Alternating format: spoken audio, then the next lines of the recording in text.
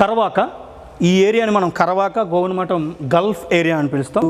ఈ డ్రైన్ ఎక్కడైతే ప్రయాణిస్తుందో ఆ ఏరియా అంతా కూడా మనకి గమనించినట్లయితే కనుక ఇదంతా కూడా చాలా వరకు లవణీయత ఉన్నటువంటి ప్రాంతంగా చెప్తాం. సో ఈ నది కరవాక నుండి, అంటే ఇది ఒక గోదావరి పాయ వైనతేయ, అలాగే విధంగా ఇక్కడ ఉన్నటువంటి వశిష్ఠ నది అది కూడా ఒక గోదావరి పాయ. ఈ రెండు పాయల కనెక్టివిటీతో ఉన్నటువంటి ఈ యొక్క శంకరగుప్తం డ్రైను కరవాక నుండి ప్రారంభమై ఇటు అంతర్వేదిలో కలుస్తుంది. అయితే ఇంకొక ముఖ్యమైన విషయం ఏంటంటే కేశవదాసుపాలెం అనేటువంటి ఒక విలేజ్లో కూడా ఈ యొక్క శంకరగుప్తం డ్రైన్ వచ్చి బంగాళాఖాతంలో కలవడానికి ఒక లాక్ సిస్టమ్ అయితే ఏర్పాటు చేయడం జరిగింది. ప్రస్తుతానికి ఆ లాక్ సిస్టమ్ నిరుపయోగం అయిపోయి అంత మూతపడి ఇసుక మేటలు వేయడం వల్ల ఆ లాక్ సిస్టమ్ పూర్తిగా అధ్వానంగా తయారైంది.